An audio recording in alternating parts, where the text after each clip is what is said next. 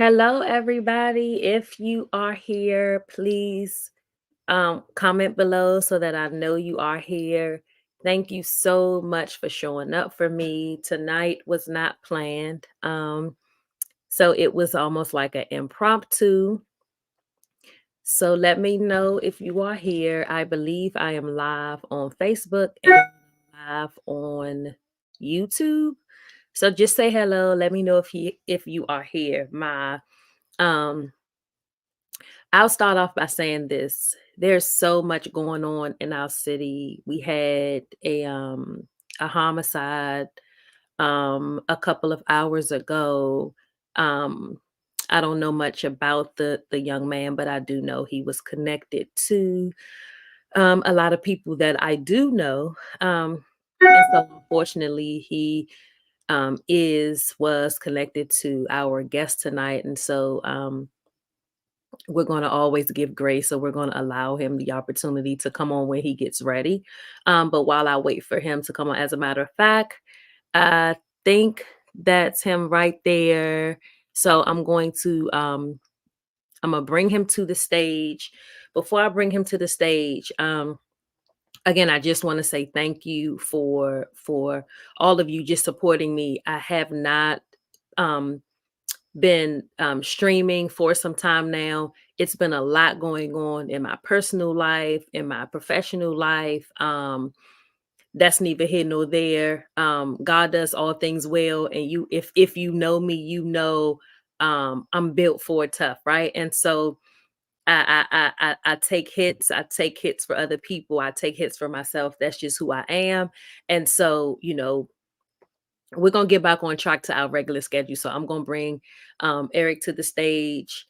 Um, and we're just gonna flow on tonight. If you have questions, feel free to drop questions into the chat.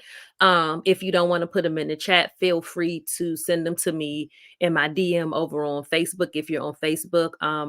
Because not everybody want to be publicly seen and or acknowledged. Um, so I saw at one point, so Eric will be back, but so while I wait for him to get himself together, because I don't like to rush my guests, I like to give people the opportunity to get themselves together.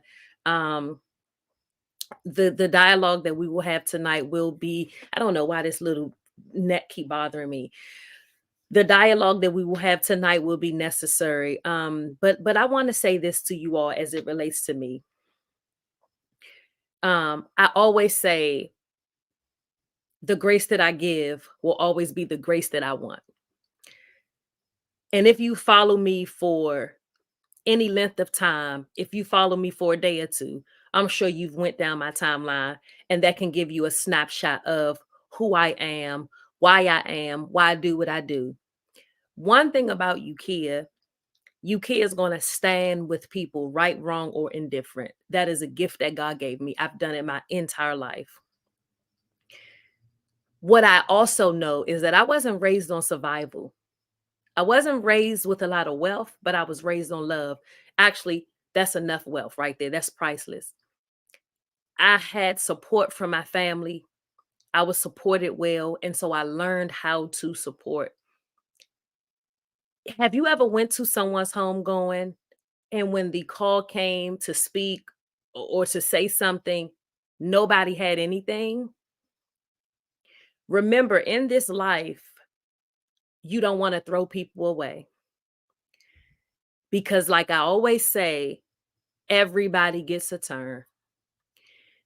And be mindful of how you handle people when they are in their valley experience, because the mountain is not far from the valley. The same God that put you on the mountain is the same God can put you in the valley. No matter how you feel, no matter how life has treated you, remember, try to handle people with care and don't throw people away, because there will be a moment in your life that you will need to look to your left or look to your right, and you need to see a calm face. You need to see a genuine heart. And when you start to throw people away and dispose of everybody, what do you have left? At your home going, if you have one, what will people say? Or who will stand up to say anything? Treat people well while you're here. Do well by people. Sometimes it is hard, sometimes it is difficult, but try your best to do well by people. And with that being said, I'm gonna bring up my friend, my brother, my colleague. We do this community work, and when I bring him up, I'm gonna share with you why I felt the need to have this conversation with him on tonight. But for the most part, we're going to flow because, like I said, y'all not doing nothing. It's 9/11. Y'all shouldn't be out in the street. Y'all should be sharing this, sitting down watching it, drinking a glass of water, drinking a glass of wine. You should be doing something. Just sit down and relax. Because sometimes life will make you sit down. Sometimes life will make you be quiet. There will be a season where God won't allow you to speak, say nothing, defend, force, hoop, holler. He will take your voice away so that you can't say anything. And some of us are in that season. Give me 1 second. I'm gonna bring my guest to the stage. In our office, we call him our chief of staff calls him King Smile because he's always smiling no matter what's going on. And so I can see while he's backstage, that's the first thing that I see is his smile. I have a couple of questions to ask. May not stay on script. It just depends because really I invited him to the show, but it's his show tonight. Stand by for me. I see. Let me make sure he's okay. I'm gonna go off camera and make sure he's okay. Hold on 1 second.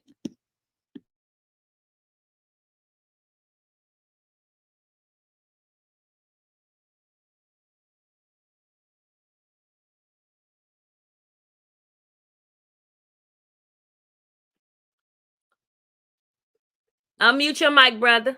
Hey, you. Okay, you can see me, you can hear me. Okay, and your I sound. can't see you. I can't see you, but I can hear you.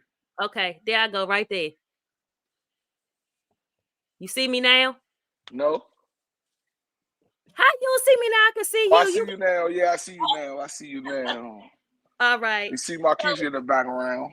It's all good. That's my girl. Listen, because she got your back always. That's my girl. Yeah, my executive producer. Yeah. So I don't know if you could hear me while you were backstage. Yeah, I can hear you. Okay. Just wanted to I just wanted to add a little bit of information to my listeners, to my viewers. I typically stream on Thursdays, and I had not been consistent with that. Yeah. So much has been happening over the last couple of months, and so that's okay. So I told them that when you get on, I wanted to say this to you. The reason why I wanted to offer you my platform is because I met you some years ago. And when I met you, there was an automatic connection. We knew some of the same people. And my husband. There were a lot that we had in common, but what I appreciated the most about you is how you handle. I knew that you were raised by an amazing woman because I looked at how you handled the women in our office. You were always respectful. You were always kind. You were always thoughtful. And to be honest, around here, we don't always see that. We don't always get that. What I love about you is that you remind me so much of me. And what I mean by that is you're not afraid of confrontation. A lot of times people don't want to speak, people don't want to say, people don't want to talk. You are a truth teller, and sometimes people like us, people run the opposite way. Well, me, I run to the truth always. And Right. so I listen to you. We've had personal conversations, we've had private If conversations. that's what you call it for conversations. Yeah, we've had so many conversations, and I've always just been intrigued by listening to how smart you are and how much you know. And so on tonight, the listeners will get the opportunity to peek in on some things that I get the opportunity to kind of hear daily, see daily. There have been times, man, you have talked and we just, didn't know if we was going to, and this was a while ago. We didn't know if we was going to left or right. You would be like, sister, guess what? Whatever you doing, I'm doing. No And question. that was big for me. Wherever you go, sister, I'm going. But that said to me that you saw something in me to even say that, right? And so without further ado, I'm not going to introduce you. I'm gonna let you introduce yourself. For those who we're stream, let me tell you, we're streaming on YouTube and we're streaming on Facebook. So the people are here. They ready to have the conversation. Like I said, I wrote down some questions. I'm hoping to get to them, but I know when I pass you the mic, Yeah, yeah, you know how that's gonna go. you know You, you going on. But the only thing I'm asking, give me an opportunity to say something. I'm gonna Golly, let you. I'm gonna let, cause you know we go back and forth so much. we go We back don't and never had no ways to talk, but yeah, we go back and forth. And as a matter of fact, you don't even need to do that because I was going. What my goal was to ask you or to say, let's just start from the beginning and just tell me about Eric. Tell me, because you wear a lot of hats, but tell me about Eric. yeah. So I'm Eric Cleggley, E Baby, Julio. I got a lot of different names. Fontaine.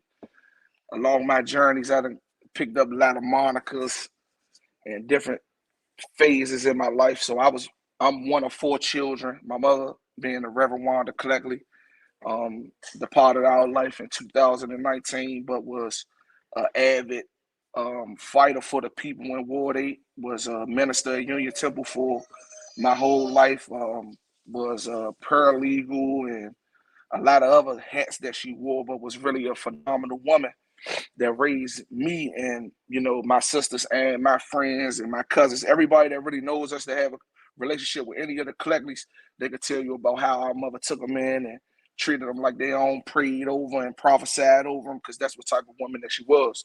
So where it started at, I was born. I'm the only one of my mother's children to be born in Washington, D.C. So I got three other sisters, one younger than me, Lacey, and two older, Dacia and Anea.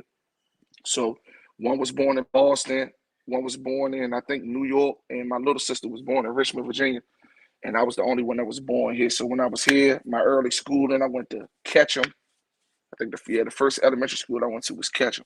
Then I went to Hart, Ballou, um, just pretty much Southeast schools. My mother mixed it up and sent me to an all boys school called Marcus Garvey School for Boys. If y'all know about that, it was ran by a phenomenal, another strong black women. So here we go again with the infusion of strong black women into my life, and just me being susceptible to being led by women other than. See, I always say I have a problem with men that's not men. I don't have a problem following a woman because I always was led by women. So here we go again. Dr. Maria Nebo, she was a professor at Howard University and started an all boys school by the name of Marcus Garvey School for Boys, but she only wanted the troubled boys. You know what I'm saying? She wanted the boys that, oh, you can't work with them. They at your school, they cutting up, send them to me. And she took us all from all over the city. And that's where I really got to meet a lot of other great men from here. We learned French and Wolof in our school.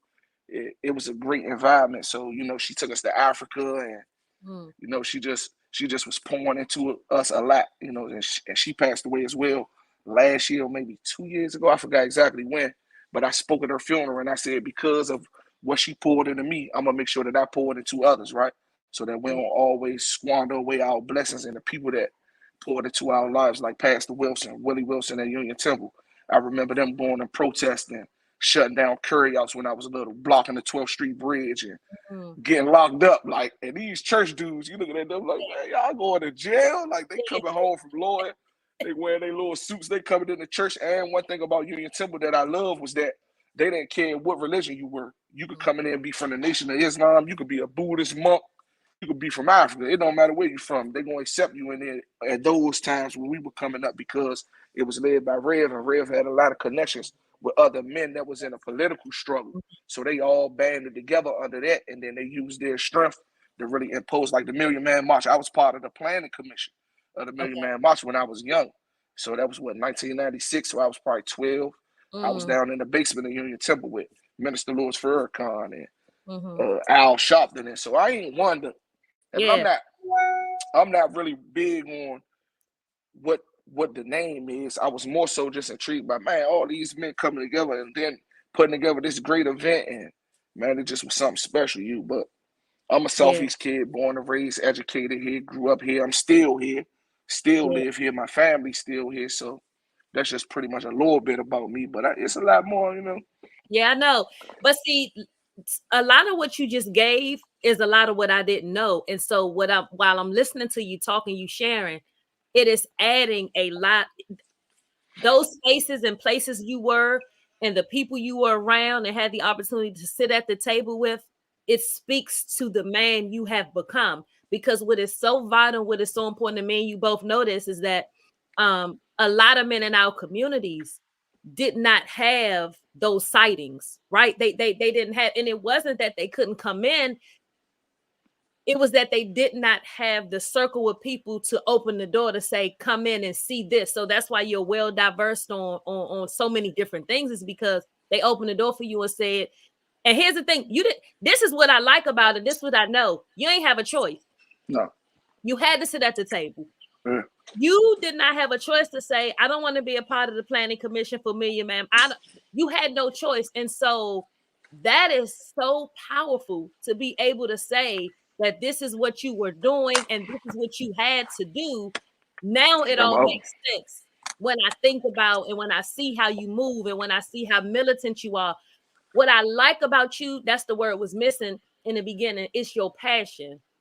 You speak with such passion and so much conviction. I'm telling you, you remind me so much of me, because what people would love to say is, man, why don't you go somewhere and be quiet? No, I was told go somewhere and be quiet. But here we go now. Now that I am who I am, nobody wants me to be quiet. No. Because the very thing that we say is the very thing that people are saying, man, y'all should have just been listening to this a while ago. Man. And things would be a little bit different had y'all listened to. Because see, we live in they live in a false reality. If you lie to them, if you wail to them, if you just kind of rub them over, it all works. We don't come in like that. No. If you see a thing, you're going to name it a thing. If it Yeah. ain't right, you're going to say it ain't right. My Right? mother used to tell me, you call a spade a spade. So that's just how I'm raised like that. I mean, and my mother always used to tell me, if you can't say it twice, don't say it once. Yeah. So I'm that type of person as well. I ain't gonna say something about you that's negative or that's wrong, and then I'll be able to have a conversation with you about what I'm talking about with facts. Yeah. You know what I'm saying? Because that's just what we have to do. And it's not about downing people, but sometimes people act like you don't see what they do. Like you made of, like you invisible or something. So sometimes you gotta pull their coats out like, hey man, tighten up, you know? Yeah. So especially in the climate that we in now, because like I grew up in Southeast. I really walked from Go Road, and we used to walk down Morton's on Minnesota Avenue. We used to go the other way, walk down Eastover. We used to ride bikes through the trails. Like we really got a chance to enjoy Southeast. And for me, coming up now to see our kids are about to be displaced in a way that's never really been like this, it's important for us to be the people that were here when we didn't want to be here, to be able to be here now that it's becoming a place that's enjoyable and that's of luxury. So Yeah. it's like we gotta fight to hold each other accountable for making sure that we put things in place to keep us here, you know, because Yeah. the wealth gap is growing in the district. We all know that. Inflation is crazy in the district. We all know that. Crime is through the roof. We all know that. We got a lot of other issues that's going on in our city that we need to really be together with, but we got to weed out. You know, my mother used to tell me, she said, you don't work around the cancer, you cut the cancer out. Yeah. So that's where I'm at. Like, I'm not working around no cancer. If you cancerous, we cut you out. Yeah. Because it's like moving forward, I don't care what happened prior to here. We had a new position here where we gotta be able to all become leaders. I hear people always landing on one person or the next person. Or what they gonna do for us, what you gonna do for yourself. That's And right. then what can you do for us? Because everybody has the same 24 hours and the same power to make them calls and stand on the front line and pull up in situations and That's be an right. advocate for yourself that everybody else. Oh, I want to say rest in peace, Lord Justin, too, man. I was getting ready. Lord Tim, man. And Justin Robinson, I love you, Sean. I wanted to pause. I actually wanted to, when you were talking, God was tapping me. I wanted to pause to say to you, my condolences to you and the family. What I've seen you go through, Eric, every 3 weeks, every couple of months, you've been taking hit. And that's something I was going to eventually get to too. you take hit after hit after hit, whether it's a mentee, whether it was a youngin, whether it was I mean, I watch you take hit after hit, whether it was you calling me saying you this happened or I'm seeing it online. Rest in peace to Justin. Um, for me, honestly, I'm nauseated by all of the crime in our neighborhoods. I'm nauseated by the lack of support that we get. I'm nauseated by the slow walking. It's never an emergency when it comes to us. And I'm nauseated by that. And so what we do have to do, there's so many of us who are leaders, whether we have a title in front of our name or not, recognize us as leaders. Because while you can't get to one, you might can get to a Yukia or Eric. And the wealth of knowledge that we carry, the wisdom that we carry, being able to offer wise counsel, trust me, beloved, you're going to need it. So while you're trying to start all the way at the top, you might need to just start in the middle, right? Because you don't know who's going to be the one that. Here's the thing, our phones ring more than anybody's. Our phones ring more than anybody's, with whether it's work related or not. We're constantly doing the work after 5:30, on the weekends. It never stops. And so rest in peace to Justin. I was For able to sure. read some of what happened. Heartbroken. It wasn't supposed to happen, should not have happened. And I pray that the right things are done. But unfortunately, we live in this, you know, we got to fight for ourselves, right? And Yeah. we know nobody coming to save us but us. Yeah. What does that look like, E? Right? What does So that look with me, I just learned so much in my almost 5 years working at the council and going through my transition into this life, right? And what I really found out was that until you get a collective, one solidified voice as a people, I ain't talking about one person, I mean one voice, because we all can be saying the same thing, but it sounds louder when we say it together. So it's like everything that you want, you'll just have to learn how to advocate for. Just like right now, what we going through, recipes twin. Now we want to get this footage out. So now we got to put pressure on the chief of police. Now you got to put pressure on the mayor. Now you got to put pressure on the government. How you do that is in numbers. It Yeah. ain't about one person making a call. If all of us go stand down there, they're going to appease to what we do because they don't want any problems in the city either. So it's like we got to be able to just advocate for ourselves and learn how to work through this political structure in this town, because this is Washington, D.C. This is the most political town in the world.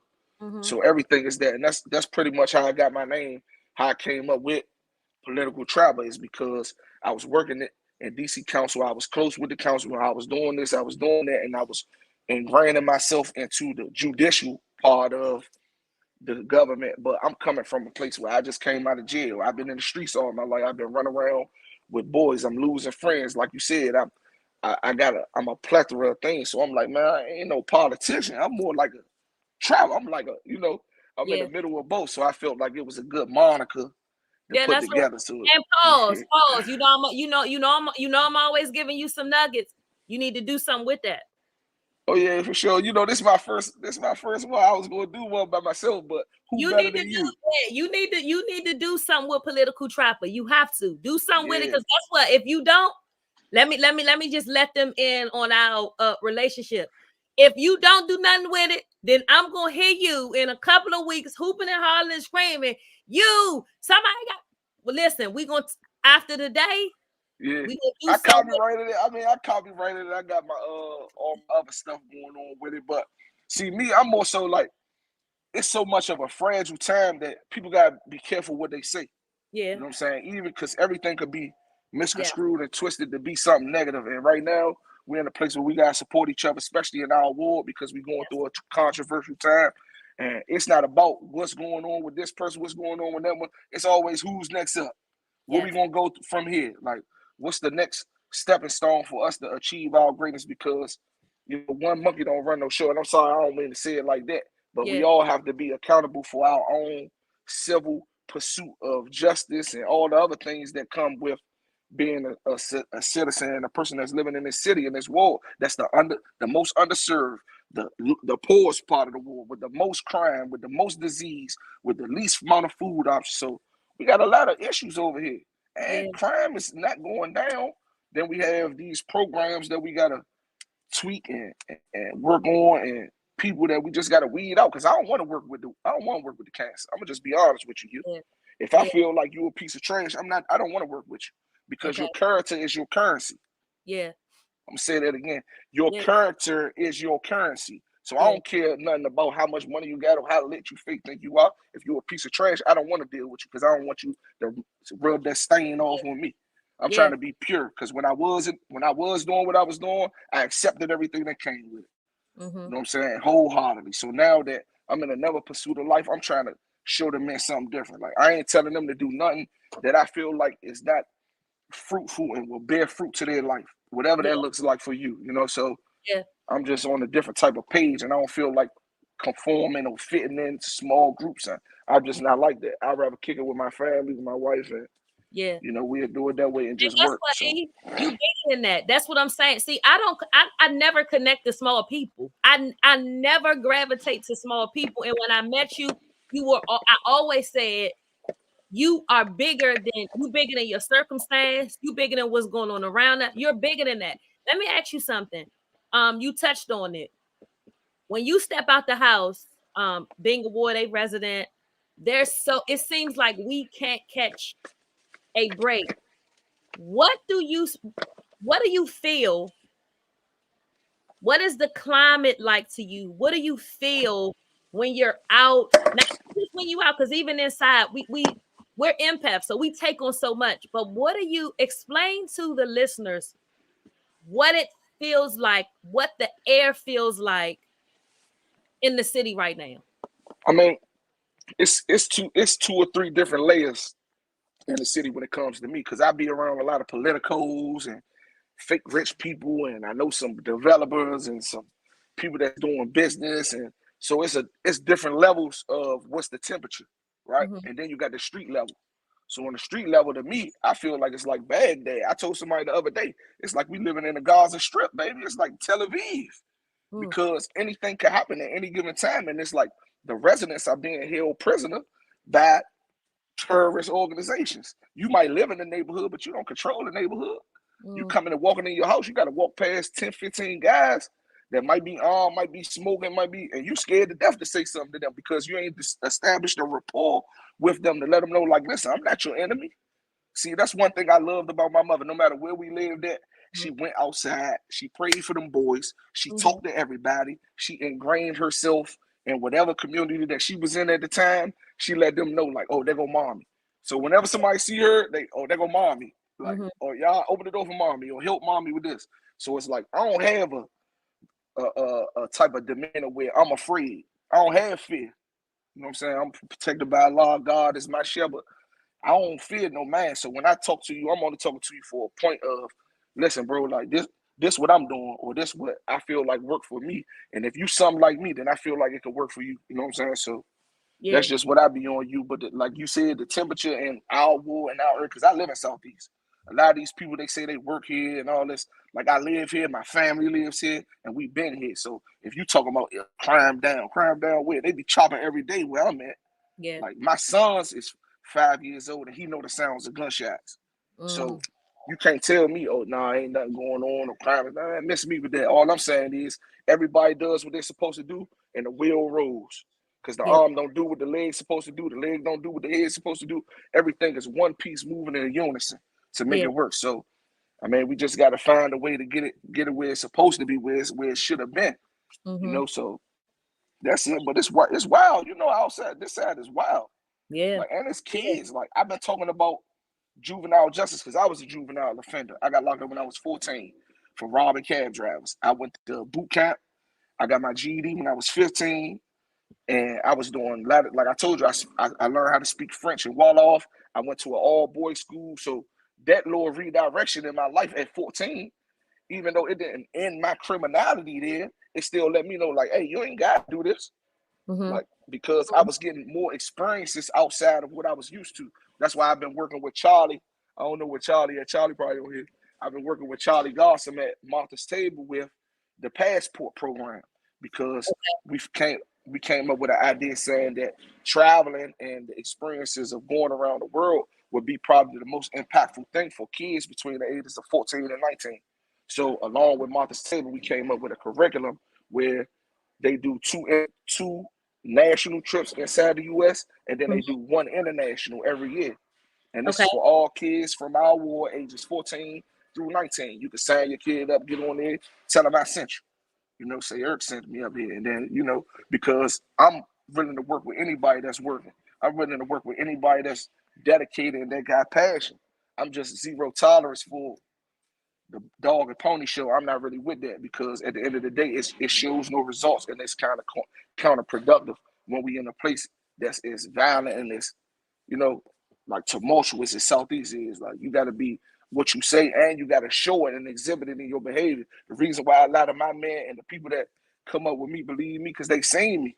You know what I'm Mhm. saying? They see the leaps and bounds in which way that I'm going. So if I'm living a double life, I can't be telling them nothing because they're gonna look at me like you's a hypocrite, bro.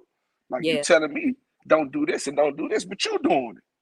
Yeah. So you know, just being a man of your word and just really looking for what you needed when you were young, because that's what like my I talk about my mentor all the time. His name was Encilo O'Weir, and he graduated from UDC. He was at the Department of Treasury when I was a kid. I'm talking about just bright men. And then you see stuff like this, and you're like, man, I could do that. Like, you know, Yeah. it's not too much of a difference because you relate to what you see, and whatever you see, you feel like you can be. So, you know, that's it. Yeah. Let me ask you something. You talked about the city feeling like Baghdad and people can't walk into their homes because the youngest is strapped, this, that, and other. How if a woman or man was kind of along the lines of being timid and they lived in these neighborhoods or in these buildings or even these houses, because sometimes they're trapped out front of your house. That's just what it is around here. What advice would you give to them, or how could they bridge the gap between the receiving the level of respect, right? Respecting their property and being able to respect these young men and women without feeling threatened. Now, I'm not saying that it is okay to trap out front of somebody's house where they paying a mortgage at or where they paying a rent, but how can we bridge the gap between the two institutions, if you will? So me, I mean, I come with several different approaches, but I come from Reverend Wanda school, which is love first, right? So that's how she come. She come with love. Like, how could you hate somebody that's coming to you with love? Like, how could you be mad at me when I'm coming to you with a smile, talking about give me a hug, I'm trying to pray for you, son. Like, so I come like that. Like, what's up? How y'all doing? It don't matter where I'm at. I mean, but I'm really more effective at Ward A because I know so many people. But the approach is just the approach with love. If you come outside every day and see the same person every day, but Yeah, you don't speak to him, he don't speak to you.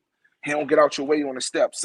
So yeah, it's obviously something that's wrong with this equation. Like, why are you here? How are you here? Where you live at? You know what I'm saying? So it's like that's another thing that I came up with. Don't check them youngers if you don't check on them. You know what I'm saying? That's me.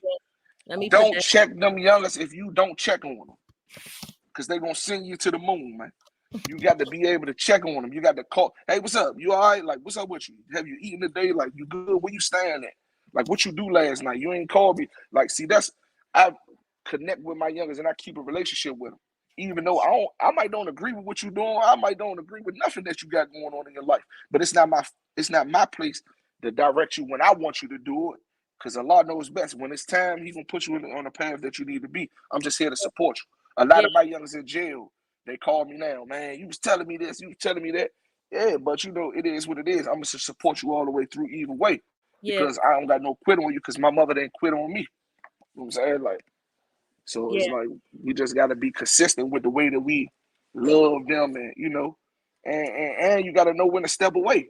You know what I'm saying? Like, you yeah. gotta know when you done reached your limit. Like, okay, so we talking about in the building. So we just did a walkthrough at a property in Southeast. I ain't gonna say the name because I don't want nobody to have a negative opinion on this property. But Mm-hmm. they called us and said that the youngest around there was having late night parties and all that. and they was kind of bringing the property value down and making people on the property scared. So I volunteered. I talked to the owners and the property manager, and I told them like, "Have y'all been here at night?" So they like, "No." So I'm like, "How y'all know about the parties?" They said we seen it online. So I said, "How about this? One day when y'all want to come out here at nighttime when they throwing the party, we gonna come around, and Mhm. then y'all just bring resources and just wrap them around with love, find out who you identify as somebody who you want to work with, and then get them a job on the property, and then that way you solve the problem from the inside." Yeah. You know what Yeah. I'm saying? See, they always thinking law enforcement, but law enforcement leave. And then when they leave, then you got the target on your back for being the one that's called in the law enforcement. So you got to be able to love them and put them in position to win. Because who don't want to do better? Yeah. You know what I'm Yeah. saying? So you appeal to everybody's natural inclination to do better in life. So I mean, I got a bunch of different ways, but my passion is dealing with the youth and DYRS because I feel like that's the pivotal time in the youth life. Like either you gonna hit the road or you gonna keep going. Like this is the time where you have a deterrent or a deferment where you can go left or right. And really, it's in DC they pay for your college. You don't have an excuse. If you're a young man or a young woman that's growing up in DC, you have no excuse not to further your education and be great Yeah. because they have too many programs, they got too many Too many scholarships, they got too many breaks and grant opportunities. You just got to lock into yourself and don't get caught up in the mix of what the popular crowd is going. Yeah. So that's Eric, really a. what's missing? What's missing out the home? And and that's a He question that said, "Get in the camera." Come oh, on, they man. you Slow can't shit. see you on your camera. Nah, they on my other phone too. Okay. Okay. Tell them run my views up and go over to They said YouTube. go on YouTube. Go on YouTube, y'all. Hey, I sent some people All on you here. gotta do is send them the link. What you Um, was saying now, you? what's missing? So when we have these What's missing in the city? nope, because that we can be all night if we start talking about that. What's missing in homes? What's missing I in mean, these? dads. And guess what? And Dads. I'm not even saying young men, because the girls is turning up too. Yeah. What's missing in the homes? That's one question. But what's missing in them? What's missing in the home really is fathers. Like that's just plain and simple. Like congratulations to all the women, man. And I take my hat off to women. I was raised by women.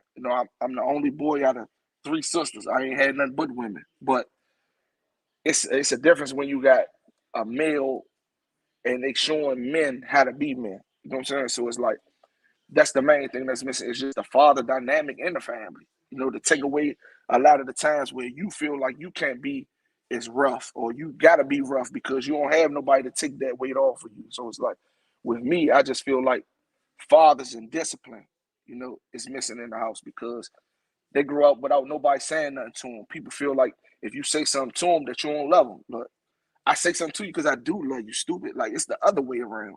If I But we don't know the say nothing to you, that's Bible. because We know the Bible. The Bible says God chastises those who He loves. If I don't say nothing to you, man. but I'm on you because I want you to be better than what you are. So I definitely agree. If you see him, you got to pull him up. Because who are we? What I love about what you do, you're not afraid. I've seen you don't you don't walked into Baghdad. Yeah. You don't walked into a middle of a ongoing war, a current war. So it's like, nah, y'all not about to do this, right? I know you to be that person, and it's only a handful of people like you.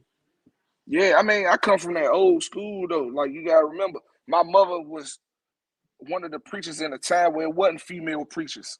So I knew who Marion Berry was. I knew Chris Berry. I knew Rock Newman. I knew Melisha Bass. I knew all of these powerful people because she wanted me to be around them so they could rub off on me. So it's like as a kid, I was around all these people, Brother Earl Kareem and them from Union Temple, Reverend Wilson, like real strong guys that was really on what they were on as far as pushing the agenda for the people. That's really what it was. So coming up, I always had that in my mind. But again, I'm in the streets, I'm rebellious, and I live in Baghdad. I'm from Baghdad.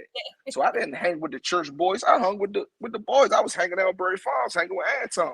Yeah. And y'all don't know that. That's it. I mean, Yeah. I'm really one of the ones that migrated through all of these neighborhoods and kept my name good. So it's like now doing this work, it's like it's hard and it's easy. It's hard because your old self, you fighting with your old self a lot of times. Somebody Yeah. might say something to you don't like, and you're like, man, But you got to remind yourself like how far you've come and what the goal is, and that if they see you acting like that, that's why I say around 30. Like everybody that I work with or I work with around 30, they always be like, bro, I thought you was bluffing. Like you really changed your life. Like you really don't be on nothing. Like, and so it's like it's easier to convince people to that what you saying has merit if they see it in your action. You know what I'm saying?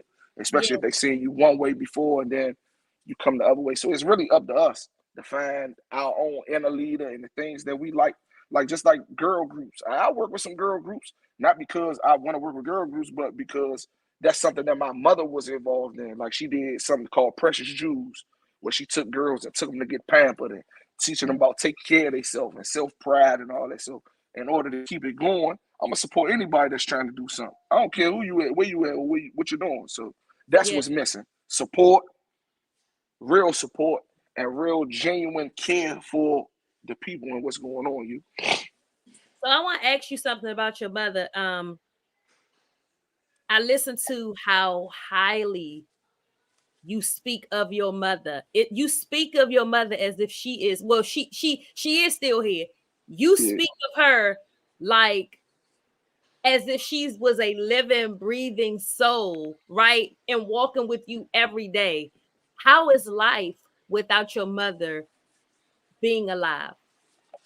I mean, it's rough, but I feel like she prepared us for this because she always used to talk in riddles and stuff like that, saying, like I told you, I be keep telling you every time I think of something I'm going through, I always think of a quote that she said to me. You know what I'm saying? Like, don't throw your pearls to the swine.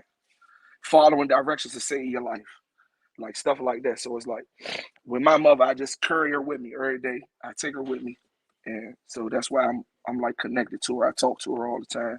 Yeah. And she talked to me. But she never seen me do nothing like this. Mm-hmm. Like my mother never seen me do nothing, no community stuff or working with Yeah. nobody. Last time, like the last stuff we had going on, I was in jail. I was coming home from jail. I was in district court fighting the case, and she was there, and my mentor was there. So now both of them dead. Both of them died in Mm. the same within 30 days of each other. So I took that hard as like I don't have excuses to blame nobody no more. I can't blame my mother. I can't blame my father for getting killed or going to jail. I'm somebody's father now. So now I gotta be the one to instill the same thing that they instilled in me and my kids and then somebody else. Like the friends of my kids are my kids. And that's another thing I got from my mother. The Yeah. friends of my kids are my kids. So she take them in. If you ever been anywhere near me, you know my mother because she gonna make sure she gonna know your mother. She gonna know where you live at, Yeah. and it's like a community vibe, like a village vibe. So that's a lot of things that's missing too. But Yeah. I keep Big Wanda with me 24/7, and I'm her. So Yeah. and she was no zero tolerance for He ain't for take she peaceful wasn't people. Yeah. well, she didn't play with nobody, even in the church house. They'll tell you she was a street preacher. She came in the church to fill herself out and she went back into the community. That's what she did.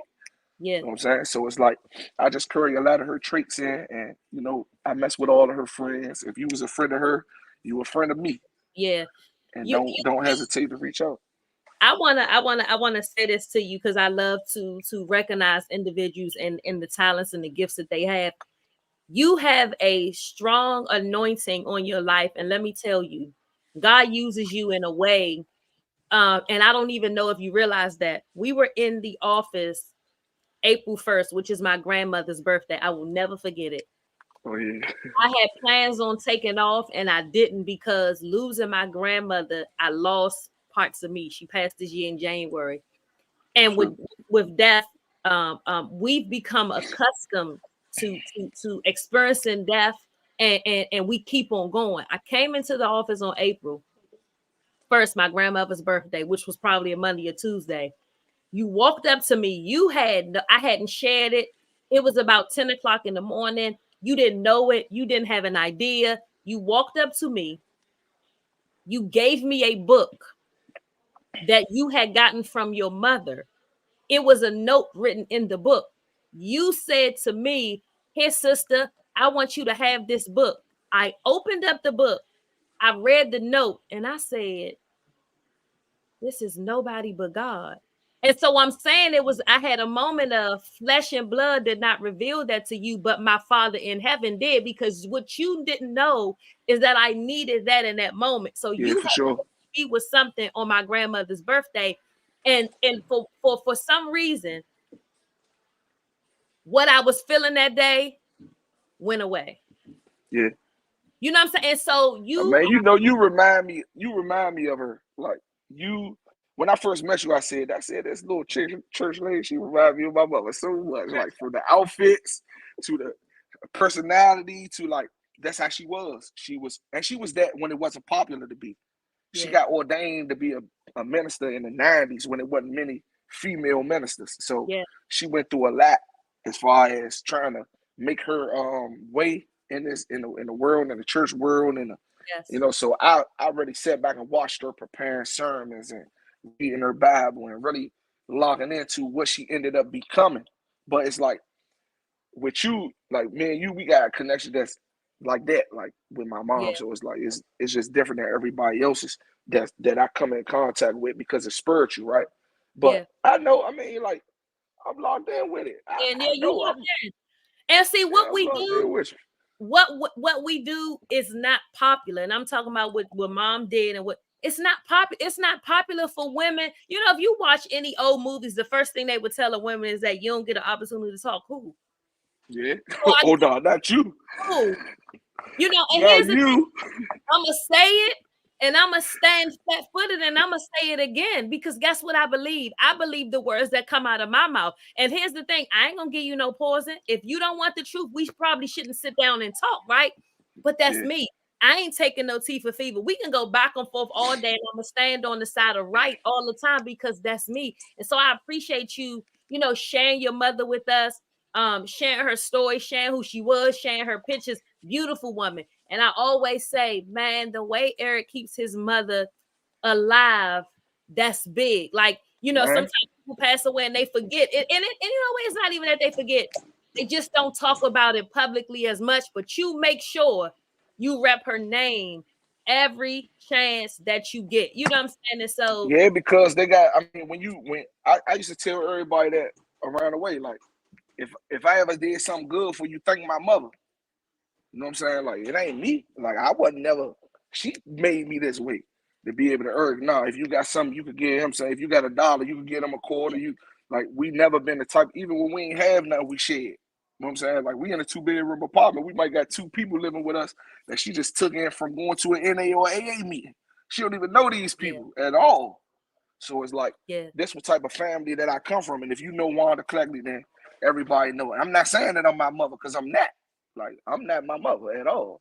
I'm not none of yeah, these other people. I'm me. So I make mistakes and I come up short and all that type of stuff. But my heart is pure and yeah, I love I love the people and I want to see everybody win. You know what I mean? I want to see us be better as a people and yeah, really understand what's going on in our town and not just sit around and watch our world change and then we don't have no input and then everybody crying about what we could have did.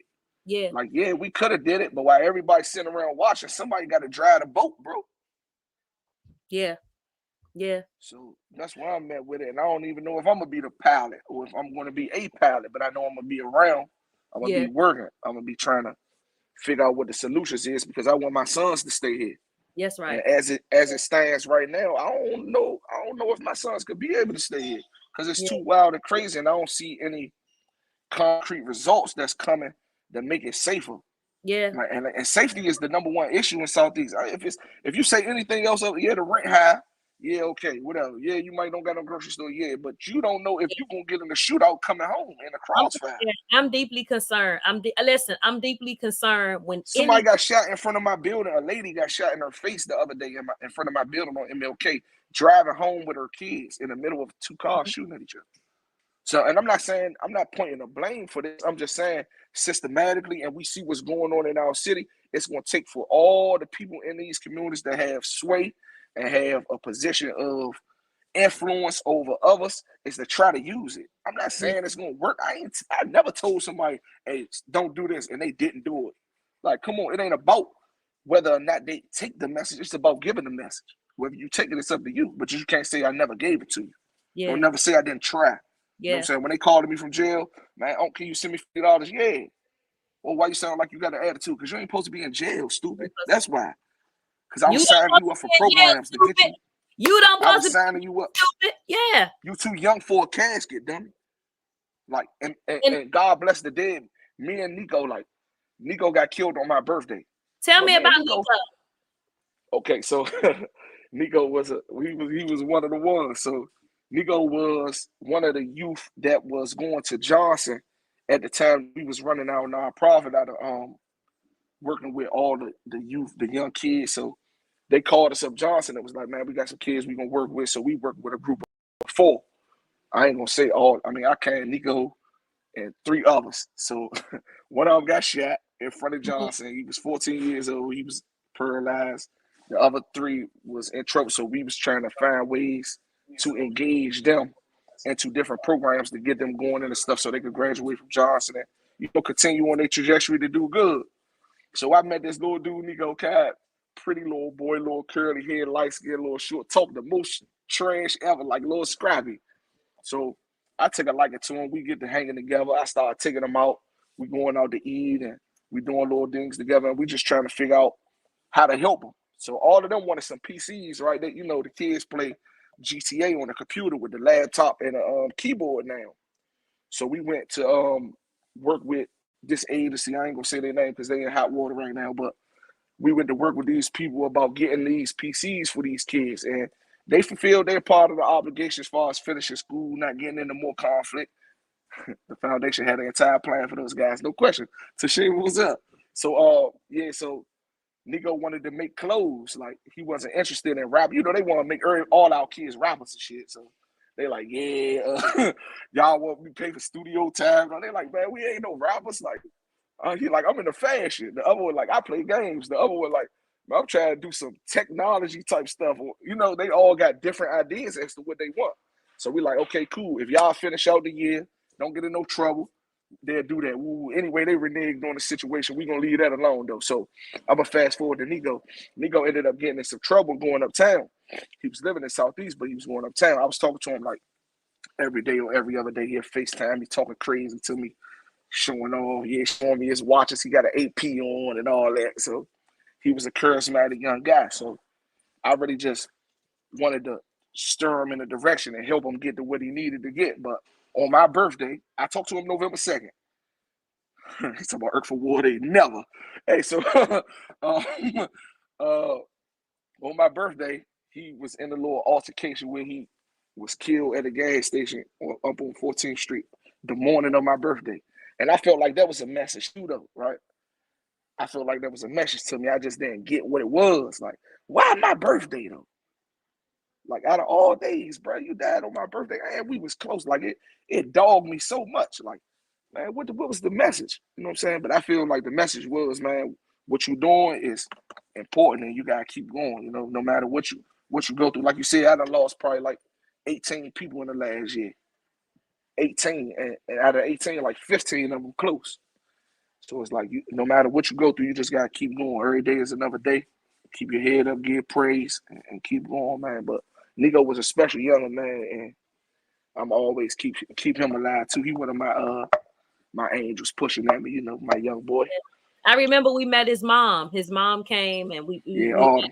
met. Yeah, you kept, and when she left, you was like, man, I kept looking at her. She looked just like Nico. Man, And good younger.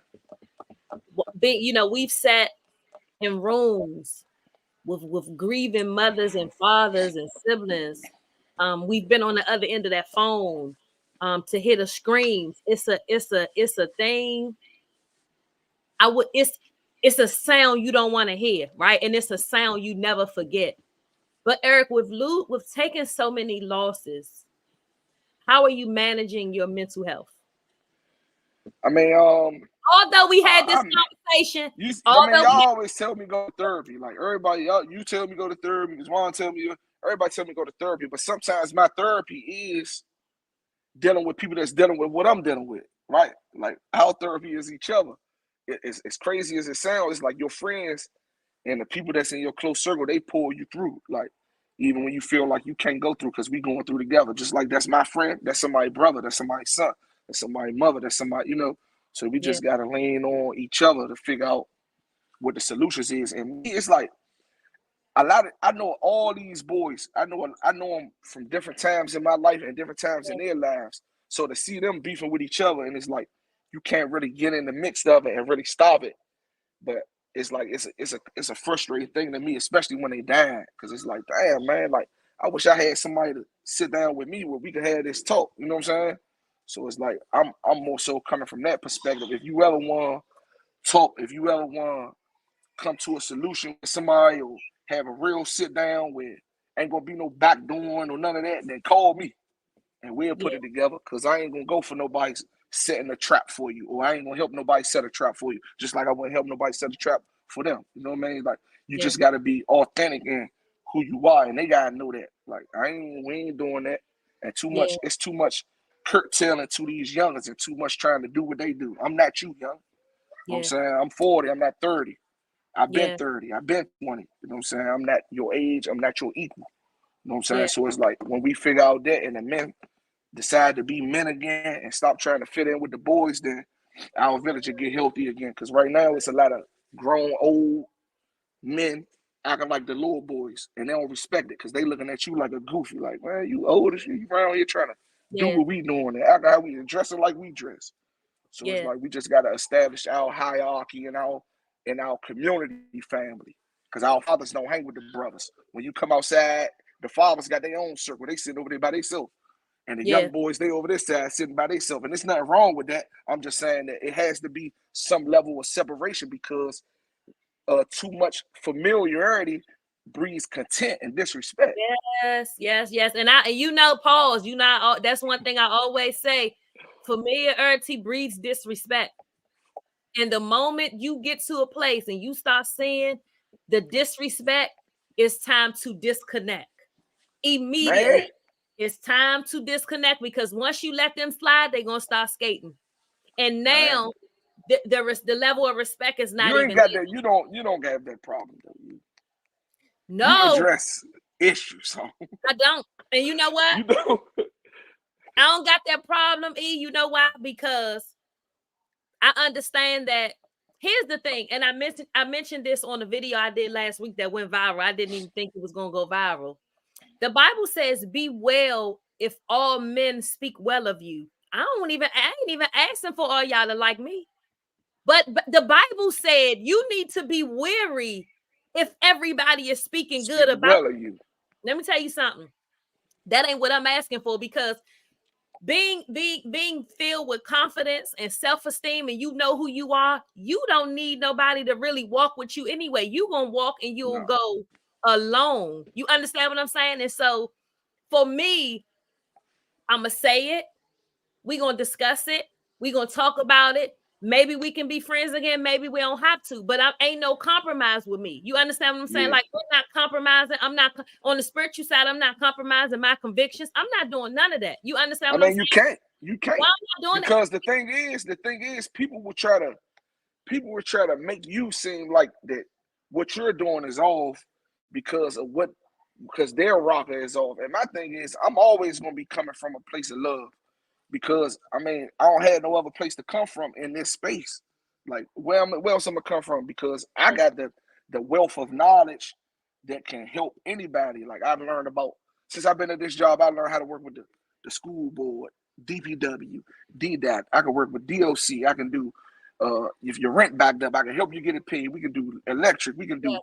light heat. Like I'm a wealth Yeah. of knowledge and information to help anybody in our community. Yeah. And at one point in time, I didn't have this knowledge myself.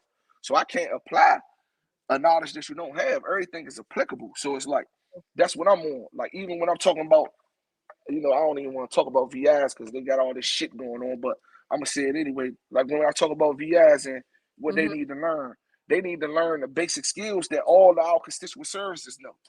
Yes. Imagine somebody in your community that got the skills to help you with all of the stuff that we can help you with.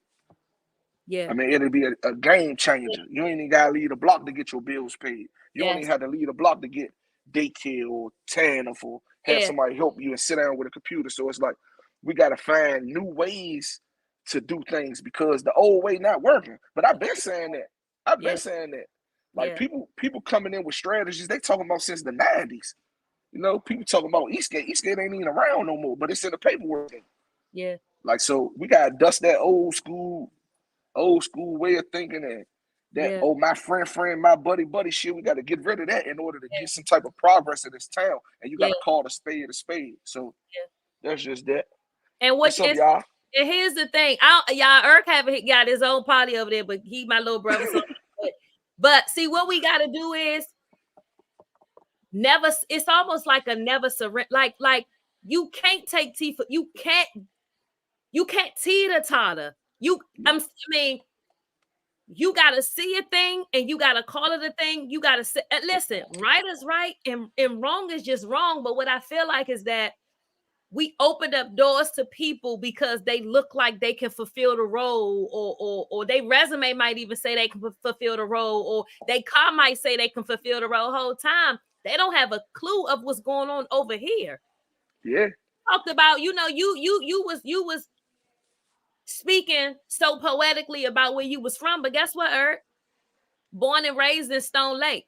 When my mother was pregnant with, When my mother was pregnant with me, my grandmother had an apartment over Stanton Oaks. My mother moved in Stone Lake when I was 1 year old, and I stayed there till I was 12. So when you talking about being in Stone Lake, Linda Poland across the street, you got to walk back and forth to the deli, walk back and forth to the Popeyes. You got to go back and forth to Highline. Listen, I'm cut And from a. where all your stores closed, you gotta walk to Earl Super Liquor, get you a 99-cent soda. Oh, you got to walk to the country store up on the Walk to Earl's. Yeah. You know what I'm saying? So I'm saying I survived what I should not have survived. And so Right. because I survived what I should not have survived, there's nobody that can silence me. I'm built for whatever. And see, here's the And you feel it's because of the way that you came out of it. man, You what? ain't come out of it unscathed and unscarred. Yeah, I got scars. I No, got I all got that, but I came out of it.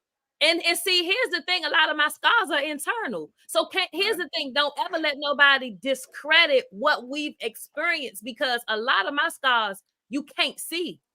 You remember I told the story. I don't know if you was in the office, but there are it's a lot of things that God is bringing back to my remembrance, and I believe it's for my my manuscript. But I don't know if you was in the office when I was talking about a piece of where I come from. I remember this how fearless I am, and this how fearless I've always been. I was a student at Washington Highline in elementary. I remember, we used to get a lot of half a days. You go to school, you get out at lunchtime. Uh-huh. I remember walking to school. It was a half a day, and I came home, Eric. It was in the middle of the day. I remember I lived at 848 Barnaby Street, apartment 202. I will never forget it. We had this. I lived at the top part where the swimming pool was at in Stone Lake. It's no longer there. Uh-huh. The way that the way that the building was made, you walk down a flight of steps. The building is there. You can see clean through the building. I Yep. remember getting to the door. There was a man, a very nasty man, sitting on the step as if I was going up. I can see him from the glass door. He's sitting on the step and he's having a whole show. He's massaging himself like he's trying to make himself ejaculate. I will never forget this, right? Mm. I knew I needed to go home because I needed to be at home because we had a half a day, and I couldn't understand why nobody in the building had saw the man, said nothing. Maybe because everybody in the building was sick around about that time. You know what Right. I was born in, raised in. Yeah. I opened the door. Eric, I had to be every bit of 7 or 8 years old. I remember opening up the front door, saying to the man, I went off on the man so bad. Why would you be sitting in the building playing with yourself? You don't know it's kids in this but you would have thought I had an army standing with me. It was just me. So right now, Yeah. Eric, at 45, I'm not about to play with nobody about Man. nothing because I Man. had to save myself. I had to Yeah. protect myself. Yeah. And that's where we come from. And so if you, as you can hear, it's passion. So that's what you hear when my voice gets elevated, is because I survived and my scars is internal. That's why I don't say much, because I'm so passionate that people take it as aggression. And it's Yeah. not aggression, it's passion, because I'm a zero tolerance type of person for lying and all this crazy shit they got going on. Because my Yeah. thing is, if you wanted to be a multimillionaire, you should have went into business. You should have been Yeah. a developer. If you're looking for to get wealthy, then you shouldn't be in community work, because community work is not to get wealthy. Your Community wealth work. is in the people. You know what I'm saying? So it's like your currency, your currency is your currency. Like I said before, and I ain't gonna never wave on that, because I'm really who I say I am. You know what I'm saying? I say that I'm a stand up man, and I'm not doing this and that and the third, because I'm not. So it's like your currency is your currency. So I don't waver when it comes to that. And me and certain people ain't gonna never see eye to eye, because it's not meant to be that way. But I'm not against you, because my all around goal is to better our situation and better this city and better our way of life and the Yeah. quality of life.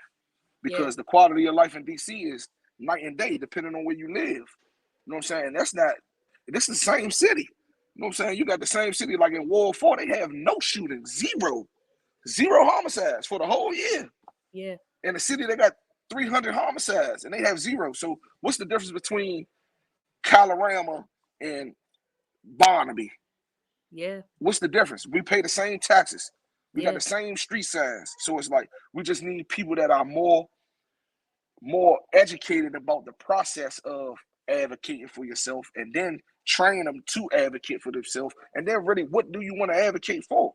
Like, I'm Yeah. trying to get a street named after my mother, but I don't know which street. She done lived on so many streets. I Yeah. don't even know which one to start at. But Yeah. this is what we talking about building a legacy that stands here. And even if you build something that's here, that's even if gentrification comes, if you build something that's strong, it's gonna be a pillar in the community that they can't wipe away. That people can't just wash you over, because your work will be so powerful that you will be a pillar in the community. And Yeah. that's what it's all about. I mean, that's what it is for me.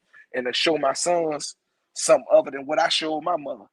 Because my mother didn't never see me giving Yeah. back to school drives and Yeah. looking out for people. She always seen me in a negative light. Like, damn, I taught you all this good shit. You Yeah. ain't doing nothing I told you to do. She used to call. She like, you still on this low ball nigga shit. Like, you.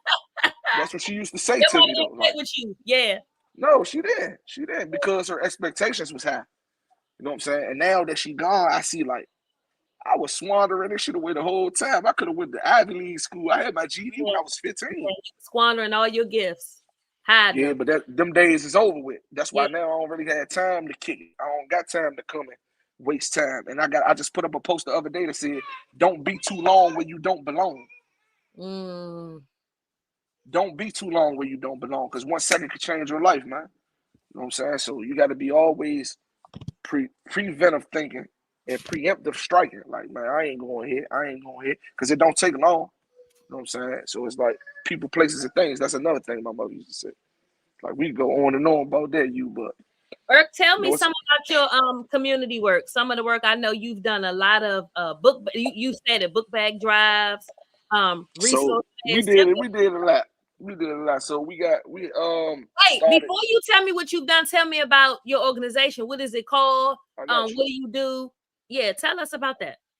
So our organization is called the Foundation, and the foundation was started by myself, my wife, and a couple of my friends, and we just felt like that we need to bring some love to the neighborhood, because we it was nothing going on. Like, nothing was going on around there. People wasn't really serving.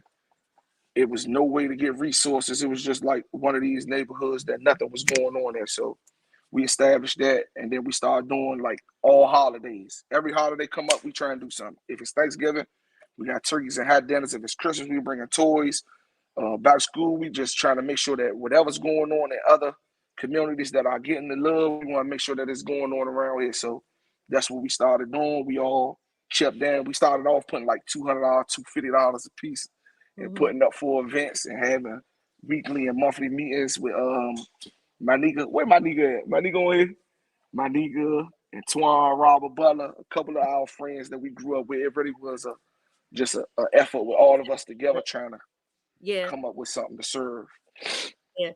Eric, if you can right one wrong, what would it be? If I could right one wrong, what would it be?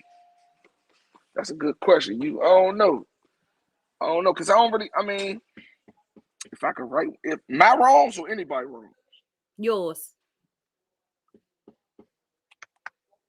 I think I would have continued to go to school.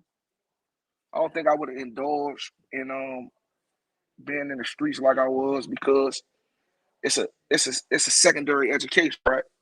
So Yeah. just like any other education, if you are an electrician, you ain't gonna switch and become a plumber overnight. You know what I'm saying? If you're a plumber, you don't just switch and become a carpenter. This is what your trade is. So it's like, and you waste so much time investing in something that'll never invest back into you.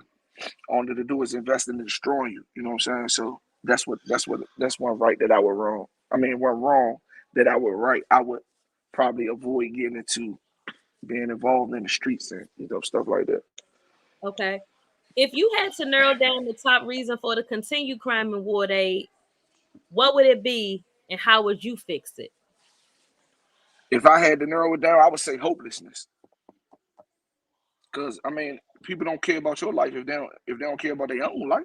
Yeah. You know what I'm saying, like, people don't care about killing you because they don't care about their own life. So it's like that's the thing, and it's hopelessness. People don't see themselves in 10 years having a house or getting married, and like that's not the end of their story. So it's like hopelessness is the number one cause of all hopelessness. Yeah. Hopelessness is the cause of hopelessness. When you Yeah. feel like you don't have nothing and you ain't gonna have nothing, it's hard for you to appreciate other people that's having stuff. It's hard for you to look at somebody and say, "Oh, I can't kill them because that's somebody's father or that's somebody's mother or that's somebody's brother and sister." You don't care nothing about that. So, hopelessness, man. And I was growing up with a lot of love. I got my brother Gene on here. My grandmother, Marion Hurst, man, was the sweetest lady ever, man. Took me in when I was going through getting put out with my mother. I lived with her up for the rest of my life. I never went and moved back with my mother since I was 14. This lady cooked me breakfast, lunch, and dinner. You know what I'm saying? Like, from North Carolina, a beautiful woman, man, Marion Hurst. I said grandma, bro. Yeah. I gotta So put grandma Eric, on it. let me ask you something.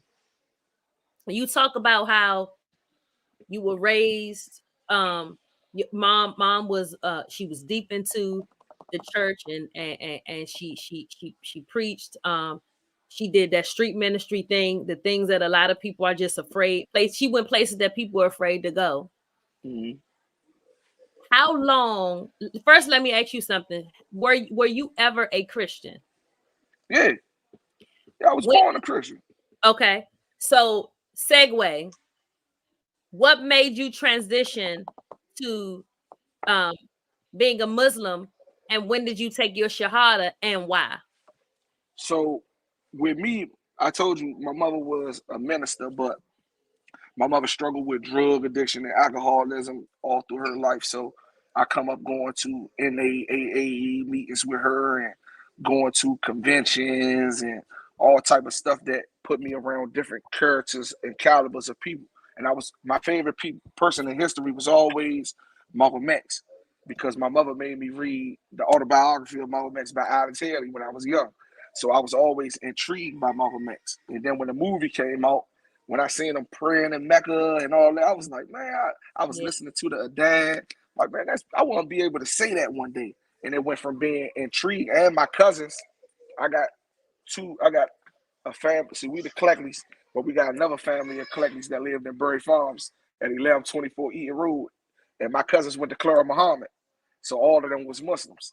So as we was kids, we was 8 or 9 years old. I come down to his house and he'll be telling me, "Irk, say this, man, la ilaha illallah. Say this." He teaching me how to pray and all of that. So I really grew up into it. I took Shahada then when I was a kid, but I never Okay. started practicing until as I got older and I started getting on then. I started really learning more, and that's when I really got really serious into Islam. Yeah. But yeah, my mother knew it though. She told me that. She said, "I knew you was gonna be a Muslim because you love Malcolm X too much." Yeah. Like Malcolm X is my guy.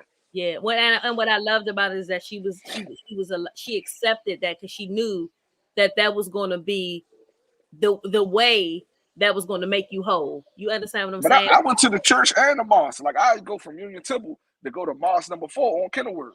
Like Yeah. my mother wanted me to go to the Young Marines and manhood training, and then I go to the Fruit of Islam. So it's like she ain't never care who.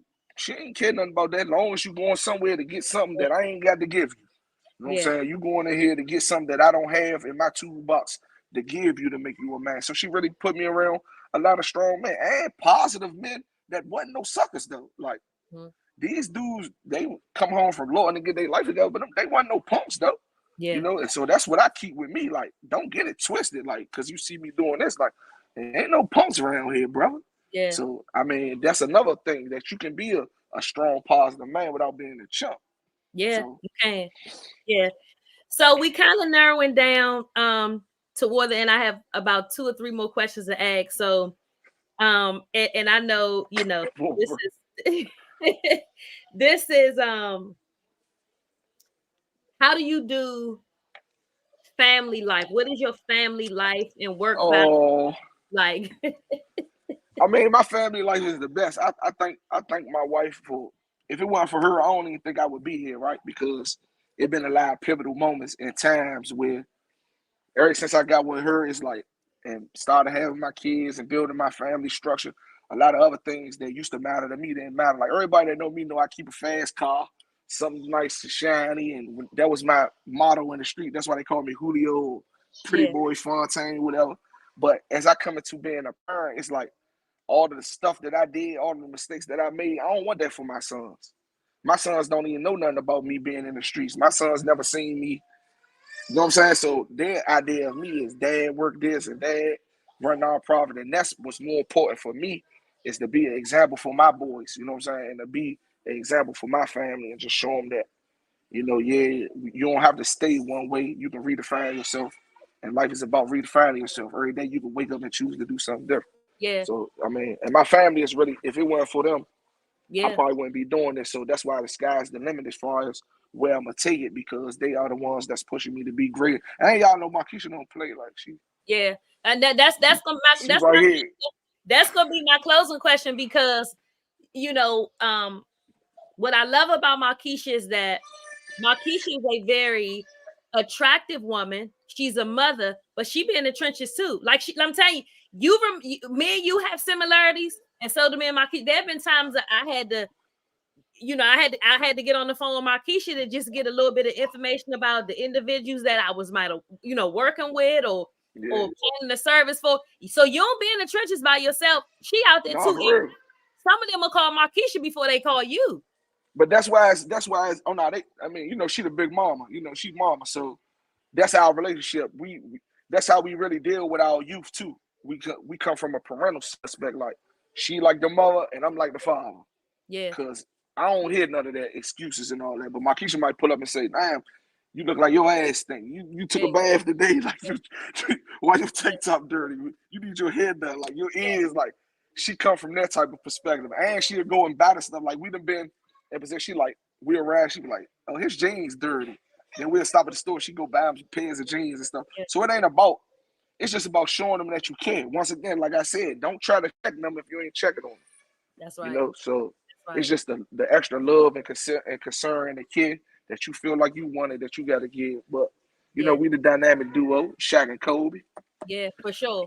For sure. And I like that for you because even when I said, Eric, you will come on the podcast, you like, hold on, let me get permission first. I gotta talk to you. Let me talk Cause to she said I go off. She said I get to going off too much. Listen, But I'm like, this you. no, but this is the thing though. We all know those who it's like if you know, you know. We love you, but we also know. And she telling me, she like, send me the questions. She like, I said, man, he good. He's all Cause right. you hey, cause you know I'm about to go ham though, right? You do know that. I mean, this is a nice little cute little interview right here. But I got some like because I don't like the posturing that's going on over here. So I'm gonna get that out of the way while we right here on this interview. If you over in the wall and you not working, don't speak up. Be quiet. Keep your comments to yourself.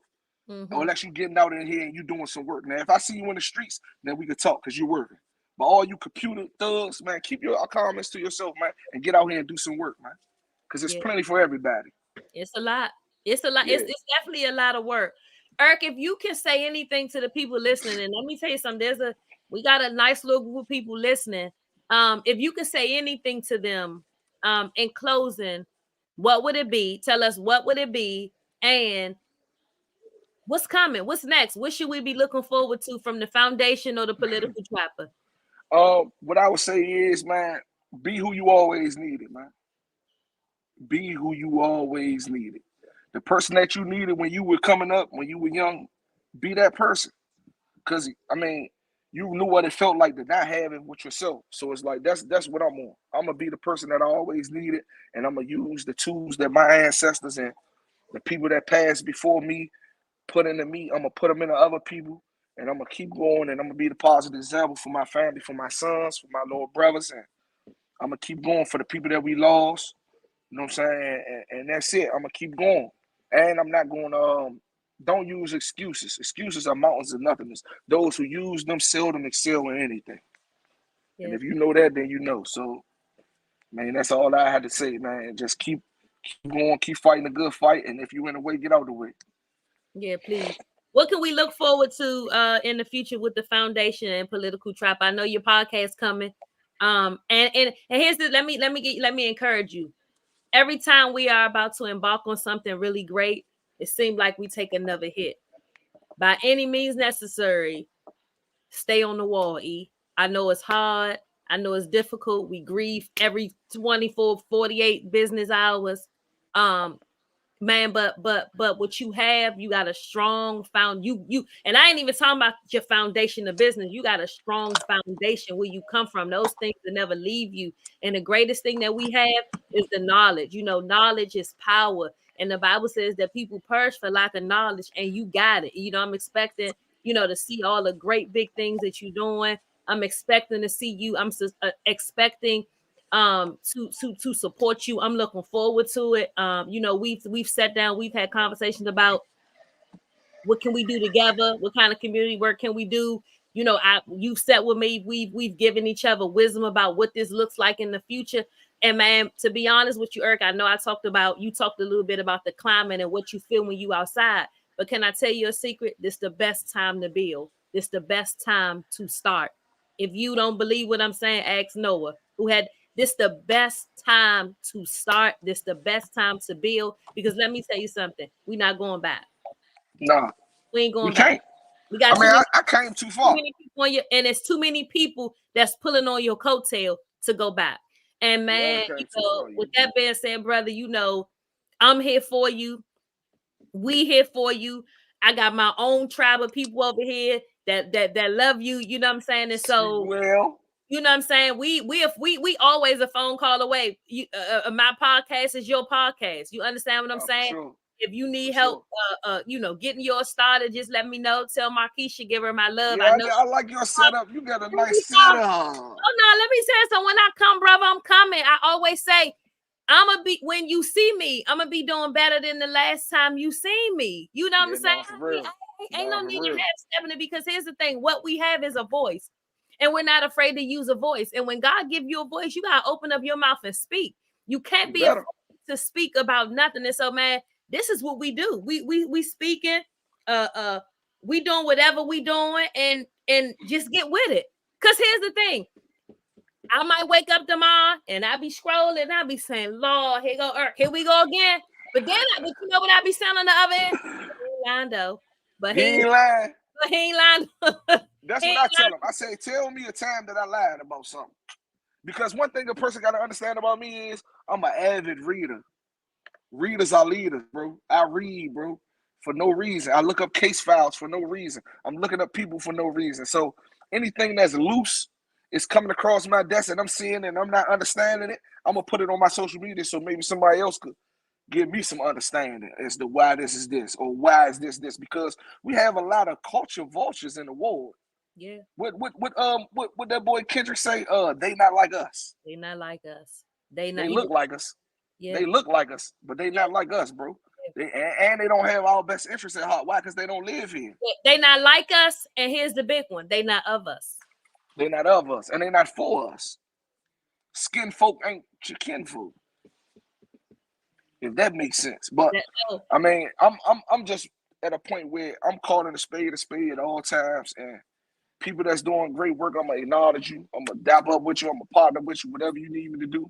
And yeah, people that's being detrimental to what we trying to do, they gotta go yeah. by That's choice, by force. yeah. That's You know what I'm that's saying? because here's the thing. You've been taking and taking and taking and taking and saying and doing, and then you go into these places and spaces you don't look. We don't know what's going on. You don't look like us. It's too much. And It's because you're not a doctor, you're coming to diagnose stuff, and you're not a doctor. You haven't We have done a your question in clinicals. the chat, Eric, You before just you go. What ward got zero homicide? Someone answered Wolf. War One, Is it 104? Georgetown, Georgetown. They might have had one. Look it up. I'll pull them up. They got one or zero, Ward and I 1. think the one was solved. Yeah, Eric, let zero me or ask you one. something. Is this by happenstance or by design that people aren't being caught? Homicides are still, we still got cold cases. Is it by design? Is it by I happenstance? believe that. I believe that it's a the squeaky wheel gets the oil. I don't think that it's by design. I mean, they'll do anything because nobody speaks up for themselves. Everybody depend on one person to be the voice for the whole war. If this one person don't show up, then nobody don't say nothing. When everybody has a war, everybody has a voice. You know what? We get calls from people when they want something done. How many calls we get? You thousands. Man. People called us about the bottle tax, about them taxing sodas on a bottle tax. I got about 2,000 calls about that. So you get what you advocate for, and nothing less, and nothing Yeah. more. Yeah. So I mean, And that's listen, it. you And know that's what? And let me say this. And while I love people, while I love our people, listen to me. If you can hear me, if you can see me, please learn how to, because we don't know what the city specifically Ward 8 is going to look like in the next 2 years. Please learn how to advocate for yourself, because you may not be able to pick up a phone and get somebody like a Yukia or Irk on the other end to say, let me try to find you a resource that could pay your rent, your electric bill, get your cash app you money to get your child an Uber back and forth to school that we took out our own pocket. Advocate for yourself. Set yourself up. Get your resumes. Get some skills while they free. Go to school while it's free. UDC got plenty of classes, trades. Because listen, you don't know what it's going to look like in a few years. And I'm gonna tell you something. I do. It's gonna look like Noma. But this is the thing, you do. They don't know. And if you ain't prepared, I'm sorry to tell you, you gonna be like a ship without a sail. You're gonna be SOL. And you know what? You and listen, and this is what I don't want you to do. You will not be able to hoop and holler and say you did not have the information and there was Man, nobody there to help you, because we've been forewarning you for the longest. Get your life in order, because this is what I'm saying. The government don't gotta take care of you. yeah. Nobody has to support you. If nobody comes, and I'm not asking for nobody to pay nothing. I got to get up and get a job. I And have they're to. not sympathetic. They're not sympathetic to your struggle no more in this city. No, it's over In with. this city, they don't care about the poor people. They No, listen. You have people in our ward that says, "Oh, why every time that somebody says something about war, it's always about some poor stuff. I'm not poor. I'm not this. I'm not that." And yeah, you may not be. You may be doing well, but we speak about the majority. Jordy. This isn't about the small minority of people that are well that can afford to do whatever they need to do. We're talking about the majority of the ward. When we talking about 85% of our ward don't drive. So I mean, the wealth disparity is 30 times that of our Yes, counterparts over in Northwest. yes, 30 times. yes. So And we ain't what we talking about also got to remember is we all, DCPS got a thing, no child left behind. Let me tell you something. Y'all think that y'all swimming and skating on this no child left behind until you have a 14-year-old that can't spell dictionary. You have done man. yourself and your child a disservice. You have to get up. You have to get yourself together. I'm telling you, because we know, but if you're not paying attention, it's going to hit you like a ton of bricks, and you will not be able to say, you won't be able to say, pick up the phone, give a call. You won't be able to do it. So when you see everybody going to work and going to school, you should be saying, hey, can you help me with that? Hey, how Yeah. did you do it? Because if this passes you by, with all I due mean, respect, they got UDC on MLK. It's no excuses. people, Only here's excuse the thing, is that you're not seeking. they don't even know UDC is on MLK. This Yeah, is they what's got UDC at the old Congress High School. It's free for DC residents. You can sign up there. You can do virtual classes. I mean, you seek the knowledge and you find it. You know, my mother and my aunt used to always say, "Be a seeker of knowledge." Yes. Yes. So I mean, that's just that. And I mean, if you need help, if you in our area, you need help, you can call me. You can reach out to me, DM me Yeah. on Instagram. I'll write back. You know, and I share the resources that I have because that's what it's about: Yeah. sharing your resources and being a pillar in the community that can help. And that's all you really can do and live an honorable life. You know. Yeah. And if you are in a way and you one of these Leon Lonnie Loves that's in Southeast or one of these junkie promoters, then we gonna have a conversation And sooner we or see later. and we gonna see you. We see you. Yeah, And we see, gonna have a conversation. I know I was giving you all, I was speaking from my heart, but I will also remind you of wherever you are, you can come back from anything. With that being said, E, you're a dad, you're a husband. I see Markeisha walking, rocking the baby back and forth. The babies that start going off because you done been on Yeah, it she right. for a Too long period. long. So I'm grateful for you, man. You know, I'm here for you. I'm always be here for you, no matter what the next couple of years look like. You can pick up No the phone, question. call me. You pick up the phone, call WAP. It don't even matter. You this what we do, right? And so, No question. This man, is the work we chose. this is the business. Oh, pause. I titled this conversation with political trapper and the feminine voice. Man. When I was speaking and I was speaking crowds, do public speak and pray, my friends would say, you have a voice. We always know your voice where we can spot your voice. We can hear your voice from out of anywhere. And so they start calling me the voice. And then I said, The well, it's voice. Dirk started calling himself the voice in the left. And so I said, I just changed it to the feminine voice. Right. Because if you hear me in a crowd of people, you will know that it is me. And Yeah. so if you look at our flyer, I said on the flyer, I put a quote. And let me tell you, before I close, how I came up with the quote. There was a movie, a very famous movie, one of my favorite movies, which is The Godfather. The Godfather went and pause. If you had not seen The Godfather, go somewhere and sit down and watch all parts, which is all three Yeah. parts. 1, 2, and 3. You have to. It's gonna help you with your life. It's gonna help you no matter where you are on your journey. Watch The Godfather. But there was a meeting between Michael Corleone and Hyman Roth. Michael went to his home. They had a conversation. Michael was asking Hyman different questions about, things that was happening and who gave the order of the things that happened. And Hyman said, Michael, there was a young man that I loved. He was handsome. Yeah, he was loud. Yeah, he was wild, but I loved him. I knew him since a child. He took a bullet to his eye. When he took a bullet to his eye, I didn't ask no questions. I didn't ask who gave the order. I didn't ask who did it. Pay attention to what I'm saying. He said, I didn't ask who did it because I knew I didn't give the order. But Right. this is the business we've That chosen. we, And what man. he was basically saying to Michael was, we chose to get into this media lifestyle. We chose this. And so whatever happens and whatever comes with it, this is the business we've chosen. And so listen, men and women, boys and girls, ages 0 to 100. Choose whatever way you going to go. Make the decision you going to make. But when you get the results, please remember, even if the results are unfavorable, this This is the business that you chose. business you've chosen. E, I love you, man. I We'll love you talk. more, you. Let me know if All y'all right, we put got to something on the follow grill. up. Let's do some more. Just all you gotta do is let me know. I'm with whatever. All right, you know I'm on All right. one.